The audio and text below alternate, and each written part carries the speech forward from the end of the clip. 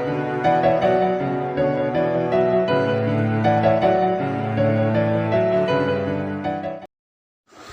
friends, welcome to ND Economic Insights. ഇന്നത്തെ ക്ലാസ്സിൽ നമ്മൾ ഡിസ്കസ് ചെയ്യാനായിട്ട് പോകുന്നത് what is production possibility curve എന്നതാണ്. അതായത് പ്രൊഡക്ഷൻ പോസിബിലിറ്റി കർവ് അഥവാ ഉൽപാദന സാധ്യതാ വക്രം എന്താണ് എന്നുള്ളതാണ് ഇന്ന് നമ്മൾ ഡിസ്കസ് ചെയ്യാനായിട്ട് പോകുന്നത്. അപ്പോൾ ഏവർക്കും ഒരിക്കൽ കൂടി സ്വാഗതം. നമുക്ക് പ്രൊഡക്ഷൻ പോസിബിലിറ്റി കർവ് എന്ന ടോപ്പിക്ക് +1 +2 പഠിക്കുന്ന കുട്ടികൾക്ക് കോമൺ ആയിട്ട് വരുന്ന ഒരു പോർഷനാണ്. അപ്പോൾ പ്രൊഡക്ഷൻ പോസിബിലിറ്റി കർവ് എന്നത് നമുക്ക് പേരിൽ പറഞ്ഞിട്ടുള്ളതുപോലെ ഉൽപാദന സാധ്യതകളെ പറ്റിയാണ് ഇതിൽ ഡിസ്കസ് ചെയ്യുന്നത്. ഉൽപാദന സാധ്യതകളെ പറ്റിയാണ് നമുക്ക് കർവ് രൂപത്തിൽ റെപ്രസെൻറ്റ് ചെയ്യുകയാണ് ഇതിൽ ചെയ്യുന്നത്. വളരെ എളുപ്പത്തിൽ നമുക്കിത് മനസ്സിലാക്കാൻ സാധിക്കും. അപ്പോൾ നമുക്ക് പ്രൊഡക്ഷൻ പോസിബിലിറ്റി കർവ് എന്നതിനെക്കുറിച്ചൊന്ന് നോക്കാം. Production possibility curve refers to the graphical representation of different combinations of two goods that can be produced with given resources and technology.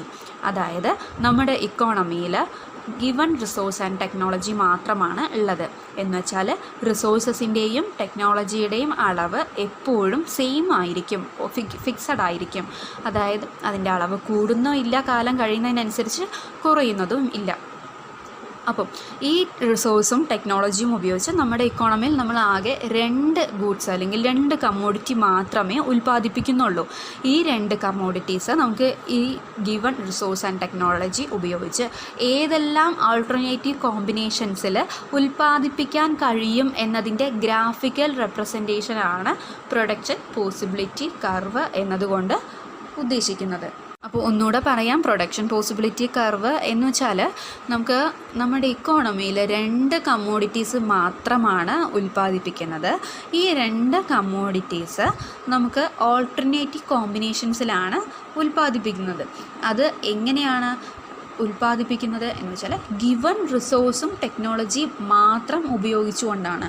ഈ 2 കമ്മോഡിറ്റീസ് ഓൾട്ടർനേറ്റീവ് കോമ്പിനേഷൻസിൽ ഉൽപ്പാദിപ്പിക്കാനായിട്ട് നമ്മൾ ഉപയോഗിക്കുന്നത് ഗിവൺ ആയിട്ടുള്ള ഫിക്സഡ് ആയിട്ടുള്ള റിസോഴ്സും ടെക്നോളജിയും മാത്രമാണ്.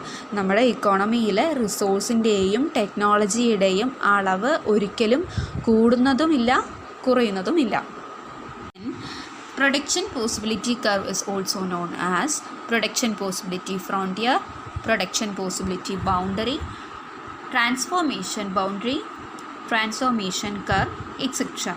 അപ്പോൾ പ്രൊഡക്ഷൻ പോസിബിലിറ്റി കർവ്, അതായത് പ്രൊഡക്ഷൻ പോസിബിലിറ്റി കർവിൻ്റെ മറ്റു പേരുകളാണ് production possibility frontier, production possibility boundary, transformation boundary, transformation curve എന്നത്.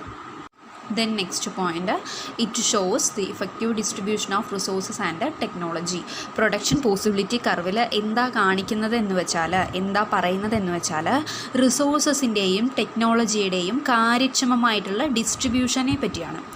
റിസോഴ്സും ടെക്നോളജിയും എങ്ങനെ കാര്യക്ഷമമായിട്ട് ഡിസ്ട്രിബ്യൂഷൻ നടത്താം, effective distribution of resources and technology, അതാണ് പറയുന്നത്. ദെൻ നമുക്ക് PPCയിലെ അസംഷൻസ് എന്തെല്ലാമാണ് വരുന്നത് എന്നുള്ളത് നോക്കാം. ഫസ്റ്റ് വൺ നമ്മൾ പറയുന്നത് only 2 goods are producing in the market എന്നുള്ളതാണ്. അത് നമ്മൾ നേരത്തെ പറഞ്ഞ പോയിൻ്റ് തന്നെയാണ്. മാർക്കറ്റിൽ നമ്മുടെ ഇക്കോണമിയിൽ വെറും 2 കമ്മോഡിറ്റീസ് മാത്രമേ ഉൽപ്പാദിപ്പിക്കുന്നുള്ളൂ എന്നതാണ് ഫസ്റ്റ് അസംഷൻ വരുന്നത്. പക്ഷെ നമുക്കറിയാം നമ്മുടെ മാർക്കറ്റിൽ ഒട്ടനവധി കമ്മോഡിറ്റീസ് ഉൽപ്പാദിപ്പിക്കുന്നുണ്ട്. അത് നമുക്ക് സ്വാഭാവികമായിട്ടും അറിയുന്ന കാര്യം തന്നെയാണ്. ഒരുപാട് കമ്മോഡിറ്റീസ് ഉൽപ്പാദിപ്പിക്കുന്നുണ്ട്. പക്ഷെ production possibility curve, production possibility കർവിനെ അനുസരിച്ച് നമ്മൾ നോക്കുകയാണെങ്കിൽ, according to production possibility curve, മാർക്കറ്റിൽ 2 കമ്മോഡിറ്റീസ് മാത്രമേ ഉൽപ്പാദിപ്പിക്കുന്നുള്ളൂ. അത് A ആവാം, B ആവാം. അപ്പം ഈ 2 കമ്മോഡിറ്റീസ് മാത്രമേ മാർക്കറ്റിൽ ഉൽപ്പാദിപ്പിക്കുന്നുള്ളൂ. Then next point, the resources and technology are fixed. നമ്മുടെ മാർക്കറ്റിലുള്ള റിസോഴ്സസും ടെക്നോളജിയും ഫിക്സഡ് ആണ്. അതിൻ്റെ അളവിൽ യാതൊരു മാറ്റവും ഒരിക്കലും വരുന്നില്ല എന്നതാണ് നെക്സ്റ്റ് പോയിൻ്റ്. ഉൽപ്പാദിപ്പിക്കാൻ ആവശ്യമുള്ള കമ്മോഡിറ്റി ഉൽപ്പാദിപ്പിക്കാൻ ആവശ്യമായിട്ടുള്ള റിസോഴ്സും ടെക്നോളജിയും ഇത് രണ്ടിൻ്റെയും അളവ് ഒരിക്കലും കൂടുന്നതുമില്ല കുറയുന്നതുമില്ല. Given amount of resources and technology എന്നുള്ളതാണ്. Then next point, resources are not equally efficient in production of all product. ഇവിടെ പറയുന്നത് നമ്മുടെ റിസോഴ്സസ് ഈ തന്നിട്ടുള്ള രണ്ട് കമ്മോഡിറ്റീസാണ് നമ്മൾ ഉൽപ്പാദിപ്പിക്കുന്നത്. ഈ രണ്ട് കമ്മോഡിറ്റീസും ഉൽപ്പാദിപ്പിക്കുന്നതിന് ഈക്വലായിട്ട് അവിടെ എഫിഷ്യൻ്റ് അല്ല ഈ റിസോഴ്സസ് എന്നുള്ളതാണ് പറയുന്നത്. ഈ രണ്ട് കമ്മോഡിറ്റീസും ഒരുപോലെ ഉൽപ്പാദിപ്പിക്കാൻ ഈക്വലി എഫിഷ്യൻ്റ് അല്ല ഈ റിസോഴ്സസ് എന്നുള്ളതാണ് മൂന്നാമതായിട്ട് പറയുന്നത്. ഇനി നമുക്കിതിൻ്റെ ഗ്രാഫ് എങ്ങനെയാണ് വരുന്നത് എന്നുള്ളത് നോക്കാം. അപ്പോൾ ഉൽപ്പാദന സാധ്യതാ വക്രം നമുക്ക് വിശകലനം ചെയ്യാനായിട്ട് ആദ്യം ഈ ടേബിൾ ഒന്ന് നോക്കേണ്ടതായിട്ടുണ്ട്. ടേബിളിൽ നമുക്ക് നോക്കിയാൽ തന്നെ മനസ്സിലാവും. നമ്മൾ കുറച്ച് പോസിബിലിറ്റീസ് ആദ്യം തന്നെ പറയുന്നുണ്ട്. ടേബിൾ 1 നമ്മൾ possibilities A, B, C, D, E ഇത്രയും പോസിബിലിറ്റീസാണ് പറയുന്നത്.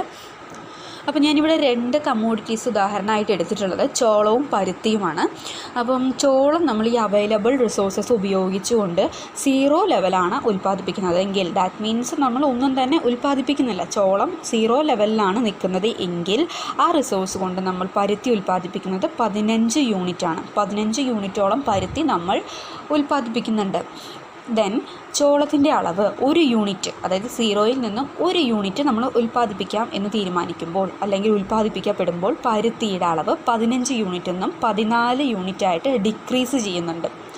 ദെൻ ചോളത്തിൻ്റെ അളവ് 1-ൽ നിന്ന് 2 ആവുമ്പം പരുത്തിയുടെ അളവ് 14-ൽ നിന്നും 12-ലേക്കും, ചോളത്തിൻ്റെ അളവ് 2-ൽ നിന്നും 3-ലേക്കാവുമ്പോൾ പരുത്തിയുടെ അളവ് 12-ൽ നിന്നും 9-ലേക്കും, ദെൻ ചോളത്തിൻ്റെ അളവ് 3-ൽ നിന്ന് 4 ആവുമ്പം പരുത്തിയുടെ അളവ് 9-ൽ നിന്നും 6, അങ്ങനെ. അതായത് നമ്മളുടെ റിസോഴ്സസ് എപ്പോഴും കോൺസ്റ്റൻ്റ് ആണ്. നമുക്ക് ഈ പരുത്തിയാണെങ്കിലും ചോളമാണെങ്കിലും ഉൽപ്പാദിപ്പിക്കാൻ വേണ്ട റിസോഴ്സസിൻ്റെ അളവ് എപ്പോഴും ഫിക്സഡ് ആണ്.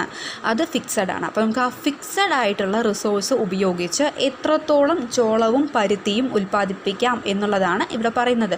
അപ്പം ഏതെങ്കിലും ഒരു കമ്മോഡിറ്റി നമുക്ക് ഏതെങ്കിലും സാഹചര്യത്തിൽ കൂടുതലായിട്ട് ഉൽപ്പാദിപ്പിക്കേണ്ടതായിട്ട് വന്നാൽ നമ്മൾ മറ്റ് കമ്മോഡിറ്റിയുടെ ഉൽപ്പാദിപ്പിക്കപ്പെടുന്ന അളവിൻ്റെ തോത് നമുക്ക് സാക്രിഫൈസ് ചെയ്യണം, അല്ലെങ്കിൽ ഡിക്രീസ് ചെയ്യപ്പെടണം. അപ്പം ഒരു കമ്മോഡിറ്റി കൂടുതൽ ഉൽപ്പാദിപ്പിക്കുമ്പോൾ മറ്റു കമ്മോഡിറ്റി ഉൽപ്പാദിപ്പിക്കപ്പെടുന്ന അളവ് കുറയുന്നു. അതാണ് നമ്മൾ ഇവിടെ കാണുന്നത്. അപ്പോൾ നമ്മൾ ഈ കാണിച്ചിട്ടുള്ള അളവുകൾ തന്നെയാണ് നമ്മൾ ഗ്രാഫിലേക്ക് മാറ്റി വരയ്ക്കുന്നത്. ചോളത്തിൻ്റെ അളവ് 0 ആവുമ്പോൾ 0, ദെൻ പരുത്തിയുടെ അളവ് 15. ഇത് രണ്ടും വെച്ച് നമ്മൾ നോക്കുമ്പോൾ നമുക്ക് ഗ്രാഫിൽ മനസ്സിലാവും. താഴെ ഞാൻ മെൻഷൻ ചെയ്തിട്ടുള്ളത് ചോളത്തിൻ്റെയാണ്. ചോളം എത്ര യൂണിറ്റ് എന്നുള്ളത് നമുക്ക് താഴത്തെ ആക്സിസ് നോക്കണം. അതുപോലെ കോട്ടൺ പരുത്തി നമ്മൾ മെൻഷൻ ചെയ്തിട്ടുള്ളത് വെർട്ടിക്കലായിട്ടുള്ള ആക്സിസിലാണ്. അപ്പം 0 ലെവലിൽ നമ്മൾ ചോളം ഉൽപ്പാദിപ്പിക്കുന്ന സമയത്ത് പരുത്തിയുടെ അളവ് 15, ദെൻ ചോളത്തിൻ്റെ അളവ് 1 ആവുമ്പം പരുത്തിയുടെ അളവ് 14. നമുക്കത് ഗ്രാഫിൽ നോക്കിയാൽ അറിയും. ഈ ഗ്രാഫിൽ വരച്ചിട്ടുള്ളത് സെയിം നമ്മൾ ഈ ടേബിളിൽ പറഞ്ഞ അതേ കാര്യം തന്നെയാണ്. അപ്പോൾ നമ്മൾ ഇത്രയേ ഉള്ളൂ പ്രൊഡക്ഷൻ പോസിബിലിറ്റി കർവിൽ പറയുന്നത്. അതായത് അവൈലബിൾ ആയിട്ടുള്ള റിസോഴ്സ് ഉപയോഗിച്ച് നമുക്ക് എങ്ങനെ രണ്ട് കമ്മോഡിറ്റീസ് ഉൽപ്പാദിപ്പിക്കാൻ പറ്റും എന്നുള്ളതാണ് പറയുന്നത്. പിന്നെ പ്രത്യേകം ഓർക്കേണ്ടത് ഇത് മാത്രമാണ്. നമ്മൾ പ്രൊഡക്ഷൻ പോസിബിലിറ്റി കർവിന് അനുസരിച്ച് according to production possibility curve നമ്മുടെ ഇക്കോണമിയിൽ സമ്പദ് വ്യവസ്ഥയിൽ ആകെ 2 കമ്മോഡിറ്റീസ് മാത്രമേ ഉൽപ്പാദിപ്പിക്കപ്പെടുന്നുള്ളൂ. ഒപ്പം തന്നെ എന്താണ്, നമുക്ക് അവൈലബിൾ ആയിട്ടുള്ള റിസോഴ്സസ് എല്ലാ അവസ്ഥയിലും എല്ലാ കാലത്തിലും സെയിം ആണ്, ഫിക്സഡ് ആണ്, അതിൽ ഒരു ചേഞ്ചും വരുന്നില്ല എന്നുള്ളതാണ്. നമ്മളത് അസ്യൂം ചെയ്യണം, അസംഷനാണ് പ്രൊഡക്ഷൻ പോസിബിലിറ്റി കർവിൽ. യഥാർത്ഥത്തിൽ എന്താണ് നമ്മുടെ ഇക്കോണമിയിൽ ഒരുപാട് ഘടകങ്ങൾ, ഒരുപാട് കമ്മോഡിറ്റീസ് നമ്മൾ ഉൽപ്പാദിപ്പിക്കുന്നുണ്ട്. അതുപോലെ തന്നെ അവൈലബിൾ ആയിട്ടുള്ള അല്ലെങ്കിൽ നമുക്ക് റിസോഴ്സസിൻ്റെ അളവ് ഒരിക്കലും ഫിക്സഡ് അല്ല, അത് കൂടിയും കുറഞ്ഞും ഇരിക്കും ഡിപ്പെൻഡിങ് ഓൺ മെനി ഫാക്ടേഴ്സ്. അപ്പോൾ പ്രൊഡക്ഷൻ പോസിബിലിറ്റി കർവ് എന്ന് പറയുന്നത് വളരെ സിമ്പിളായിട്ടുള്ള ഒരു ടോപ്പിക്കാണ്. ഇത്രയും കാര്യങ്ങൾ നമ്മൾ ഓർത്തു വെച്ചാൽ മതി. Production possibility curve refers to the graphical representation of different combinations of two goods that can be produced with given resources and technology. അപ്പം ഉൽപാദന സാധ്യതാ വക്രത്തെ പറ്റിയുള്ള ഇന്നത്തെ ക്ലാസ് എല്ലാവർക്കും മനസ്സിലായി എന്ന് വിശ്വസിക്കുന്നു. ക്ലാസ് ഇഷ്ടപ്പെട്ടുവെങ്കിൽ ദയവായി സബ്സ്ക്രൈബും ലൈക്കും ചെയ്യണം. ഒപ്പം തന്നെ ഫ്രണ്ട്സുമായിട്ട് ഒന്ന് ഷെയറും ചെയ്യണം. Thank you.